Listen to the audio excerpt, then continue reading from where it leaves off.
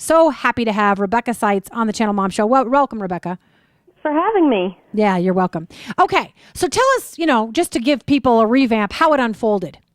Sure. My husband was on a business trip, and school had not started, so we were sleeping in a little bit here, and I had let the kids sleep with me because Daddy wasn't home. I do the same thing. Yeah, so my son and I woke up at about the same time. It was a little bit after 8 o'clock in the morning, and we got up like we always do. We turned on the news. I usually watch the news in the morning with him. We talk about the things that he sees on there, and I help him learn to process that, yes, we live in a world where there is famine and war and wildfires and horrible things happen, and we talk through those things.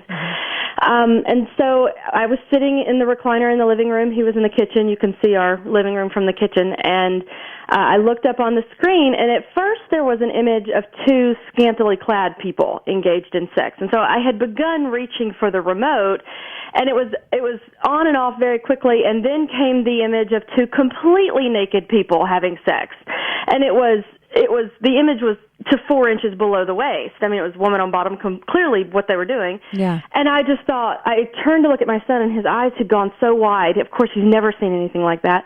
And so I quickly got it off the TV, and I told him to go get something out of the refrigerator because there's a wall there. You can't see the television from the fridge.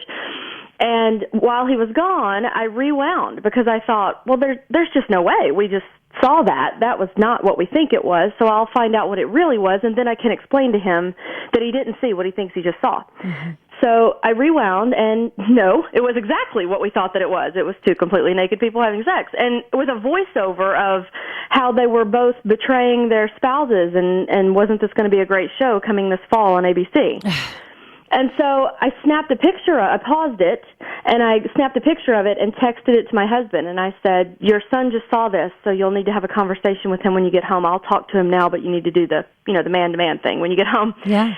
And I sat there for a second, and I just thought, there is simply no way this is okay. There's no measure or bar where this is okay. And most of my friends, I work in media and entertainment, most of my friends on Facebook do. So I put it up on Facebook, and I just said, this was just on my TV at 8:30 in the morning during GMA, and everyone started talking about it.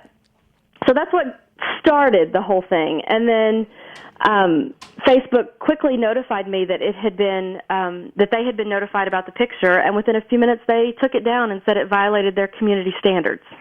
So Facebook was censoring it, but ABC wasn't censoring it. Exactly. And so when that happened, of course, people had seen it by that point, and a conversation had been started. So a friend of mine came to me, and she said, we still want to talk about this. Why don't you put it on your blog? And it really had not occurred to me to do such. Before this, my blog was this tiny little place in cybersphere where, maybe a dozen people, my friends, my clients, we would go and we would talk and think things out. Yeah. So I said, sure. And so I put it on my blog, and other people started noticing it. A guy from Fox News saw it, then Glenn Beck saw it, and it just sort of went from there. Yeah, and you got interviews.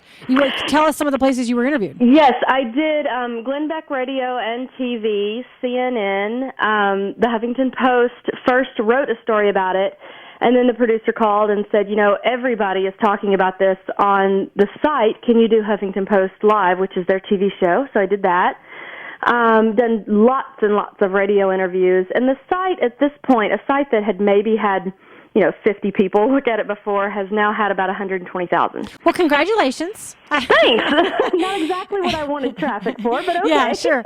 You're a good writer. You're a gifted writer. I went to look about something that you wrote about Hollywood and why they put out the kind of pictures they do, even though historically the G and the PG pictures are the ones that do better, yet they continue to produce stuff that a lot of people consider inappropriate and that doesn't sell as well, but strangely enough, they keep producing it. So you have a lot of opinions in this area. Tomorrow on the show, and you're going to stay tuned for our interview, tomorrow on the show, we're going to play some sound bites about how the media treated you. And I was really curious about how some folks were really kind of antagonistic with you and said, what's your problem?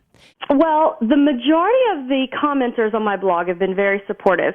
What's been very interesting is that those who disagree with the idea that this should not be on the television at 8:30 in the morning, they don't express themselves with any sort of kindness or manners or just, human decency. It's just ugly. And I said, I think that's the kind of mindset that probably creates this stuff and puts it on at 8:30 in the morning, because I was replying to most of these people on the blog, and I because I was doing so many interviews, I couldn't get to it for a few hours, and so everybody else started chiming in of, hey, let's not be ugly. You don't have to be ugly. You can disagree, and you can disagree with respect. But it was just attacking my marriage and my poor husband who had to be married to me. Clearly, I thought sex was dirty, and I wanted to censor everyone. And just somebody said that they were going to report me for child abuse because I had not taught my 8-year-old boy about sex yet. Just ugly things that were happening. But I will say, most of those who have been on the blog have said, I'm sick of this too. I'm so sick of this, I don't even have a television anymore. That was the surprising thing for me. How many people have thrown away their television or just completely gotten off cable, and have been for years, because they could not, they did not want to give that kind of content a place in their home anymore. Right.